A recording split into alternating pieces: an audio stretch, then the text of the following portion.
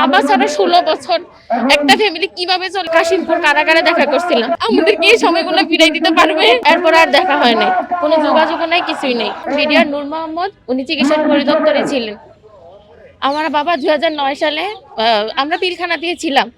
তো যেদিন গন্ডগোল হয়েছে ওই দিন মূলত আমরা হসপিটালে যাওয়ার কথা ছিল, বাট আমার আব্বু 24 ঘন্টা বাসায় থাকার পরেও আমার আব্বু এই ইয়ের মধ্যে ফাঁসা গেছে যে এটা আমার আব্বু জানে এরকম কিছু একটা, তারা মানে জেলে তো নিছে মূলত তারা এই উদ্দেশ্যেই, যারা মিথ্যা সাক্ষী দেয় না তাদেরকে মূলত আটকাই দিছে। আমার আব্বু কেন, আরো আশেপাশে অনেক আঙ্কেল আছে, সবারই সেম অবস্থা। এটা তো বিদ্রোহ ছিল না, এটা ছিল হত্যাকাণ্ড। যদিও আমি ছোট ছিলাম, 4 বছর ছিল, কিন্তু আর আমার ভাইয়ের ছিল 2 বছর। আমার বোন তো বাবা দেখে নাই, বাবার কোনো আতুরি পায় নাই। আমাদের অনেক ছিল যে অন্তর্বর্তীকালীন সরকারের কাছে আমরা একটা ভালো একটা সুরাও পাবো, কিন্তু এর কিছুই আমরা পাইতেছি না। আমরা ভাবছিলাম যে 5ই আগস্টের সময়, আগস্টের পরে আমরা একটা নতুন একটা স্বাধীন দেশ পাইছি, তারপরে আর একটা ভালো কিছু একটা আশা করছিলাম, কিন্তু এখনো পরপর 3টা জামিন শুনানির ডেট চলে গেছে, কোনো সুরাও হয় নাই। এখন গতকালকের আগের দিন দেখলাম যে বলেছে স্বাধীন তদন্ত কমিশন নাকি সরকার থেকে নিষেধ করে দিচ্ছে, গঠন করা হবে না। এখন এগুলোর কারণ কি? এটা তো পুরাটাই সন্দেহজনক। আর একটা মানে বাবা ছাড়া 16 বছর একটা ফ্যামিলি কিভাবে চলে, এর এর তো কখনো কেউ জিজ্ঞাসা করে নাই যে আমাদের ফ্যামিলিটা কিভাবে চলতেছে, কতটা কষ্টে আমাদের দিন যাপন করতে হতেছে।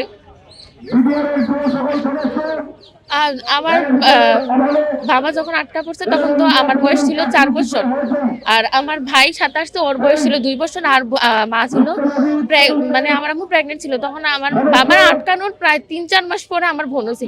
আমার বোন বাবার হাতে পায় না, 16 বছর হয়েছে। একটা মানুষ বাবা ছাড়া বড় হয়েছে, কতটা কষ্ট। ওই যে আমি বিশিষ্ট মুন্সি আব্দুর রফি স্কুল অ্যান্ড কলেজে কেজিতে অ্যাডমিট হয়েছিলাম ফার্স্টে। তো তখন যে বাবা পড়াই তো স্কুলে নিয়ে যায়, তো ফার্স্ট ভর্তি হওয়ার কিছুদিন পরেই তো 25শে ফেব্রুয়ারিতে গন্ডগোলটা হইলো। বাবা নিয়ে যায় তো মানে এগুলাই মনে আছে, বা রাতের বেলা পড়াই তো মানে উইকেন্ডে ঘুরতে নিয়ে যায়, তো এগুলাই মনে আছে, কারণ আমরা তো অনেক ছোট ছিলাম, এত কিছু তো আমাদের মনে নাই। আমাদেরকে এই সময়গুলো ফিরাই দিতে পারবে? এত কষ্টের দিনগুলো আমরা কত কষ্ট করে দিন যাপন করতে হইতেছে। আমার একটাই দাবি যে এখন বর্তমানে যে অন্তর্বর্তীকালীন সরকার আছে বা যেসব উপদেষ্টা আছে তাদের কাছে একটাই অনুরোধ, যেহেতু বিডিআরদের খুব তাড়াতাড়ি মুক্তি দেওয়া হোক, 9 জানুয়ারি পরে যাতে আর কোনো ডেট না দেওয়া হয়।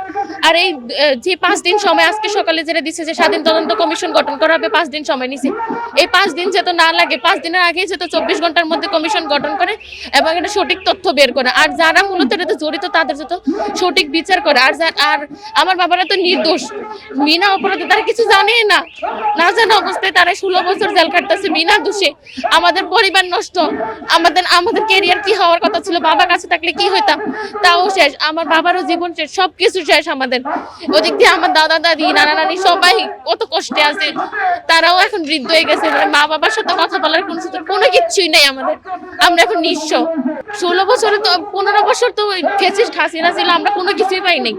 এখন যখন 5ই আগস্টের পরে আমরা তো ভাবছি যে অন্তর্বর্তীকালীন সরকার আছে, ওনার উপরে আমরা একটা আশ্বাস রাখছিলাম যে আমরা ভালো কিছু একটা আশা করতে পারি। তারপরে তো 3টা জামিন শুনানি হয়েছে, একটা তো শুরু হয় নাই। একবার বললো যে জজ অসুস্থ, একবার বললো যে পিপি নিয়োগ হয় নাই, একবার বললো পিপি নথি পড়ে নাই, মানে তারা এক একটা রিজন দেখা যাইতেছে, কোনো কিছুতেই কোনো কিছু শুরুও করতেছে না। তা আমরা চাই যে 9 জানুয়ারি পরে যাতে এটা আর না বাড়ে, 9 জানুয়ারি যাতে লাস্ট হয়, আর সবাইকে যাতে মুক্তি দেওয়া হয়।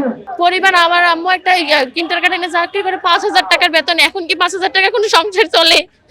আমি টিউশন করতে হয়, এভাবে কোনো রকম আমাদের সংসার চলতেছে। আর তারা যে এতবার ডেট দেয় সবাই, আমরা তো এক কাছে তো ঢাকা তো কেউ থাকি না, দূরের থেকে আসার জন্য আমাদের তো একটা গাড়ি ভাড়ার কস্টিং আছে, আমাদের 5,000 টাকার বেতনে গাড়ি ঢাকা আসা যাওয়া আমাদের 3-4 হাজার টাকা লাগে, তাহলে আমরা কিভাবে আসি বারবার? তারা যে 2 দিন পর পর এই ডেট চেঞ্জ করে, তারা বিভিন্ন এক্সকিউজ দেয়, তারা তো আমাদের কষ্টটা বুঝতেছে না যে আমরা কিভাবে চলতেছি, আমরা কিভাবে সবকিছু চলতেছে আমাদের, তারা দিকটাই বারবার দেখতেছে।